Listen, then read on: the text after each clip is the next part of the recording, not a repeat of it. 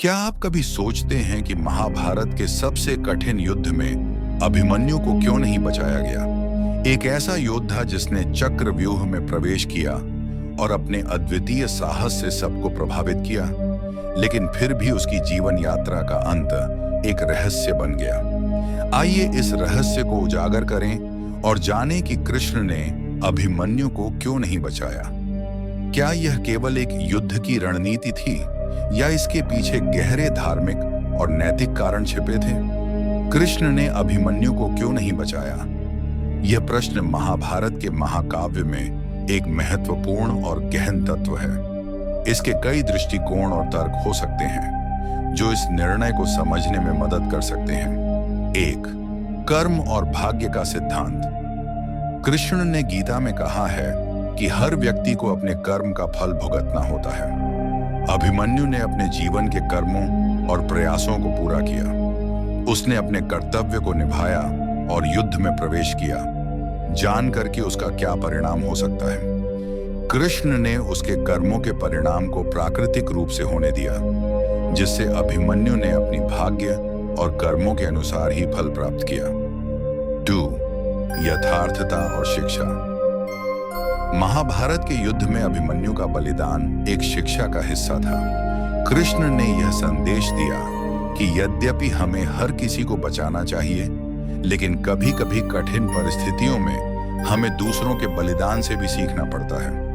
अभिमन्यु की वीरता और बलिदान ने पांडवों और उनके समर्थकों को और भी प्रेरित किया और उन्हें दिखाया कि महान उद्देश्य के लिए व्यक्तिगत बलिदान कैसे आवश्यक हो सकता है। 3. नैतिकता और धर्म। कृष्ण ने पांडवों को धर्म के मार्ग पर चलने की सलाह दी थी। अभिमन्यु का बलिदान धर्म की जटिलताओं और युद्ध के नैतिक पहलुओं को स्पष्ट करता है। कृष्ण ने यह भी देखा कि अभिमन्यु का बलिदान युद्ध के नैतिक और रणनीतिक परिणामों को प्रभावित कर सकता है और इसे रोकना युद्ध की नैतिकता के खिलाफ हो सकता है। शौर्य, जीवन का स्वाभाविक चक्र। कृष्ण ने यह भी देखा कि जीवन और मृत्यु का एक स्वाभाविक चक्र होता है।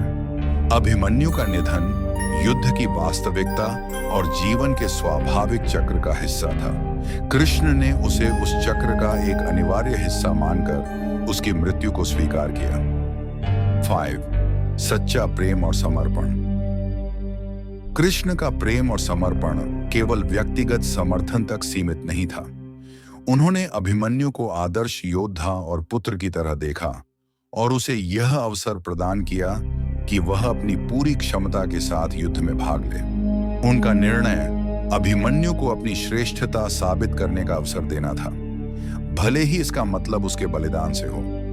इन सभी दृष्टिकोणों से यह समझा जा सकता है कि कृष्ण ने अभिमन्यु की मृत्यु को केवल व्यक्तिगत असफलता नहीं, बल्कि युद्ध के प्राकृतिक और नैतिक पहलुओं का एक हिस्सा मानकर देखा।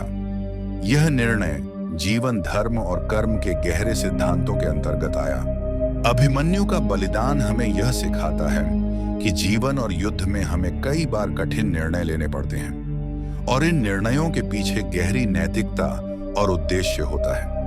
कृष्ण ने अभिमन्यु को अपने कर्मों का फल भुगतने दिया, जिससे एक अनमोल सीख मिलती है। असली साहस केवल लड़ाई में नहीं, बल्कि अपने कर्मों और फैसलों को समझने और स्वीकारने में है। क्या आप इस सीख को अपने जीवन में उतारने के लिए तैयार हैं? कमेंट्स में अपनी राय साझा करें और हमारे साथ जुड़ें ताकि हम और भी गहराई से जीवन के इन रहस्यों को उजागर कर सकें।